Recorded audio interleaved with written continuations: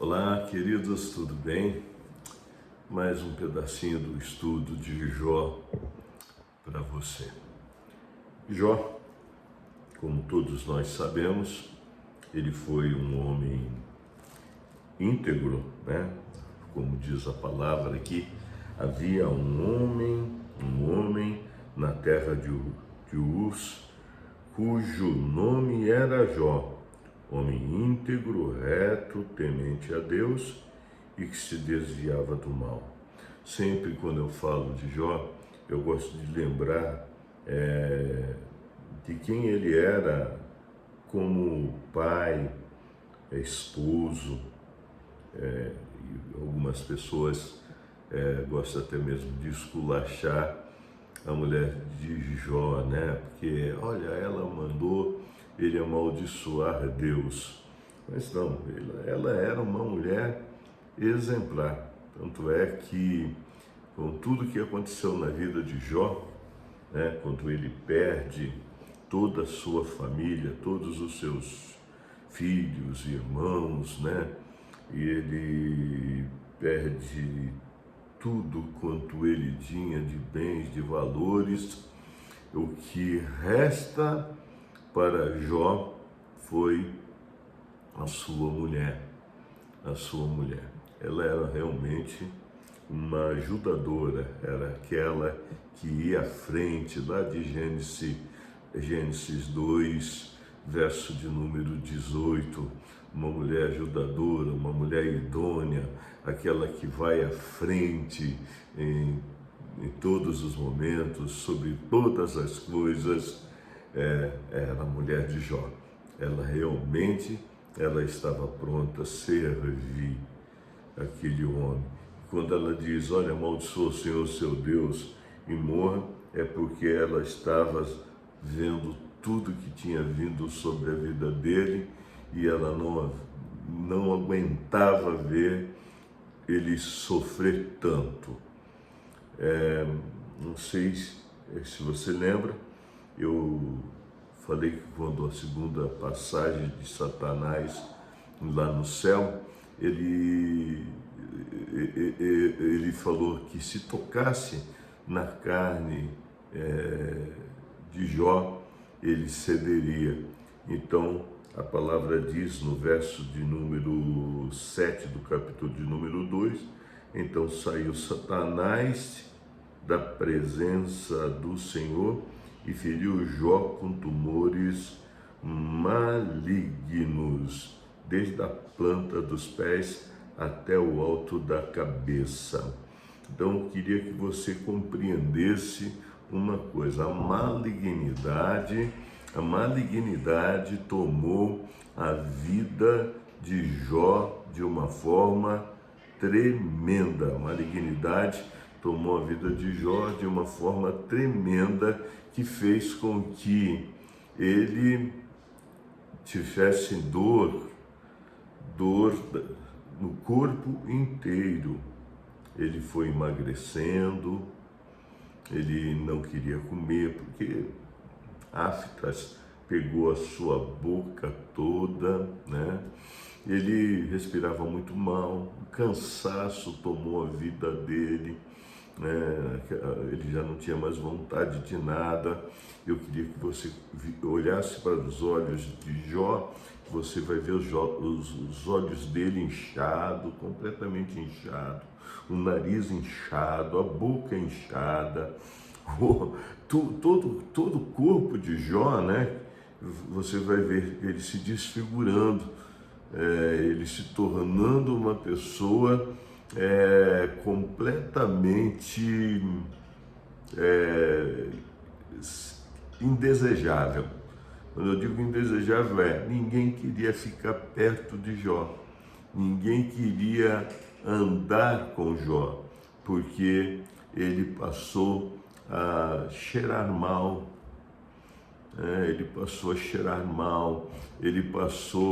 a ter dores no corpo inteiro, mas porque, como eu falei, que ele sentia dores no corpo inteiro, porque aquelas feridas eram purulentas, Quando eu falo borulentas, as feridas eram cheias de pus.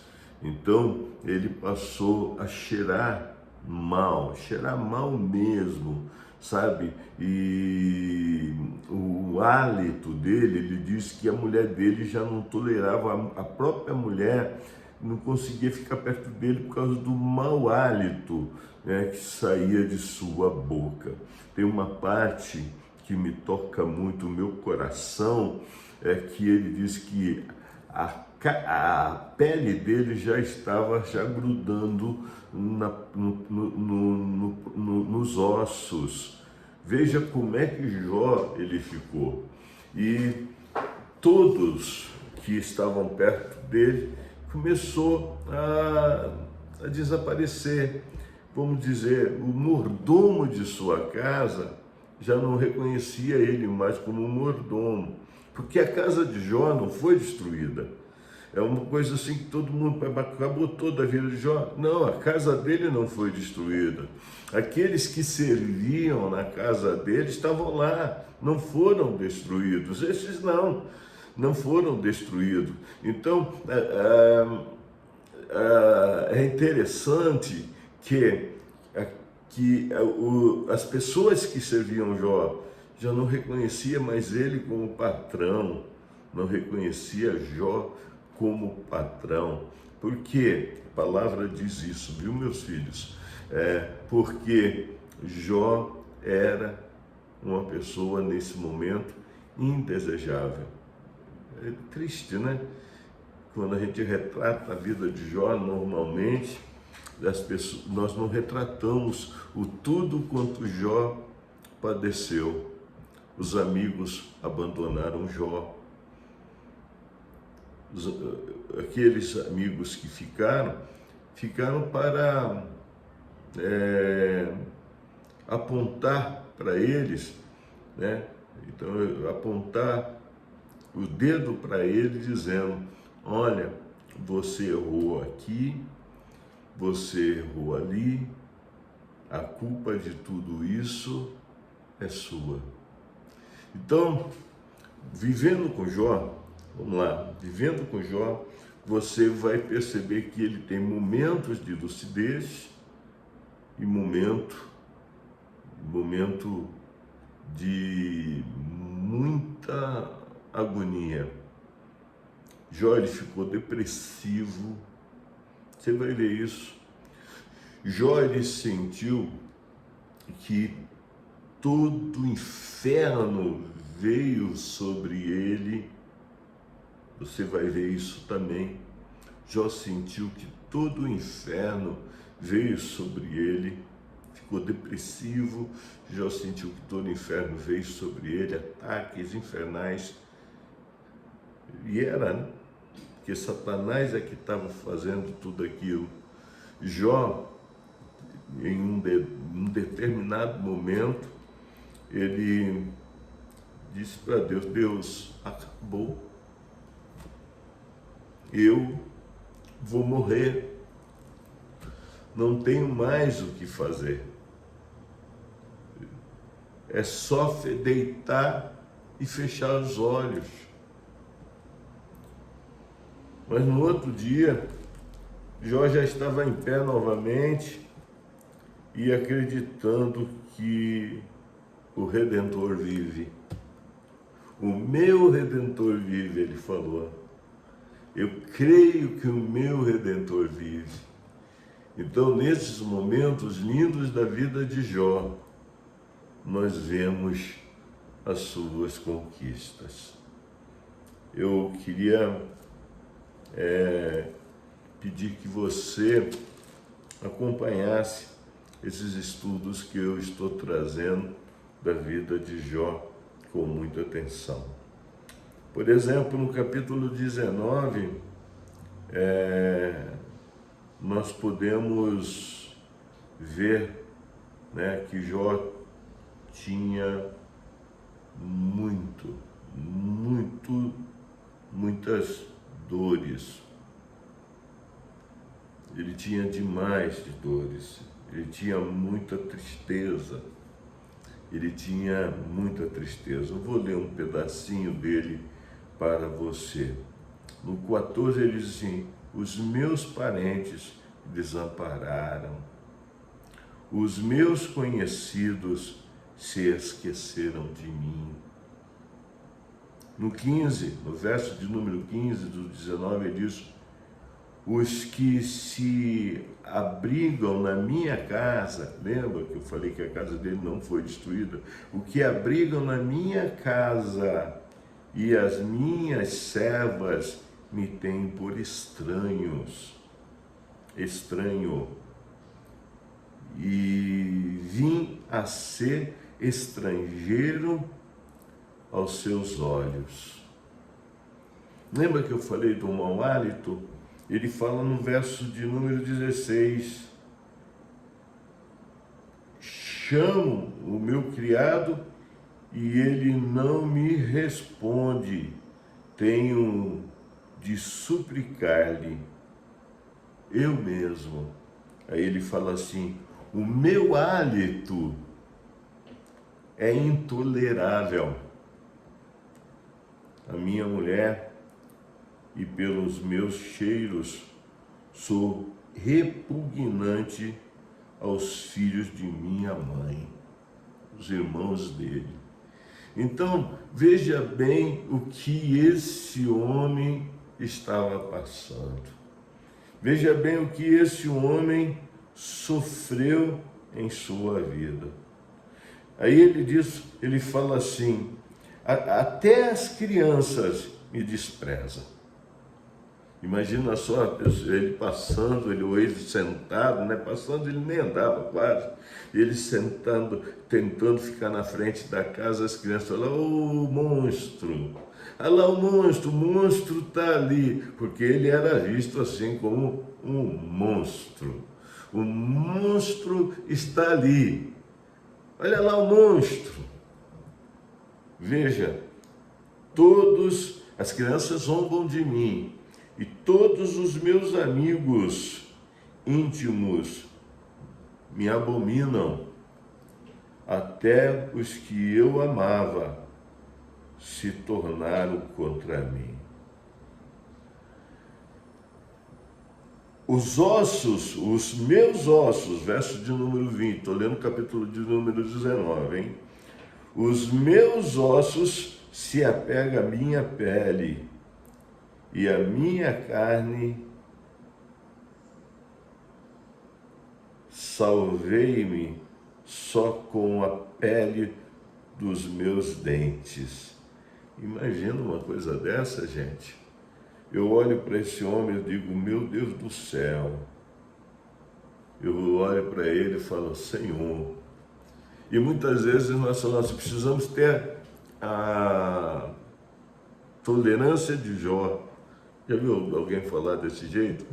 Você precisa ter a tolerância de Jó. Não, você não sabe que Jó passou. Ninguém quase sabe o que Jó passou. Mostrar o que Jó passou é algo raro. É muito raro. Jó, ele foi um homem que padeceu muito. Mas no verso de número 25, depois que ele fala tudo isso, ele fala assim, no verso de número 25: porque eu sei que o meu Redentor vive e por fim se levantará sobre a terra. Há quantas vezes eu clamei sobre isso em alguns momentos difíceis de minha vida. Eu sei que o meu Redentor vive. E por fim ele virá sobre a terra. E depois, revestindo este meu corpo da minha pele, em minha carne, verei Deus. Acho que nem ele imaginava que ele estava trazendo uma palavra profética sobre a própria vida. Vê-lo-ei por mim mesmo, e os meus olhos o verão, e não outros. saudade me desfalece o coração dentro de mim. Eu quero que você, que está estudando comigo, imagine o que esse homem passou de fato. Que você possa compreender dentro do seu coração o que ele passou de fato. Bom, eu acho que eu vou ficar por aqui hoje. Eu vou ficar por aqui.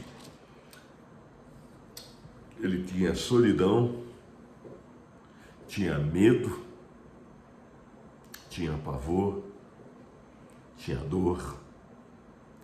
Uma dor terrível. Eu costumo dizer que a doença de Jó era câncer. E ele teve câncer numa época em que não existia morfina. Uau! E eu sei que o meu Redentor vive. Então eu queria que você, nesse momento de lucidez de Jó, eu sei que o meu Redentor vive, no meio daquela agonia, eu queria que você acreditasse que Deus, Ele quer mudar a tua vida. Deus tem um plano perfeito para você e que Ele vai fazer algo tremendo acontecer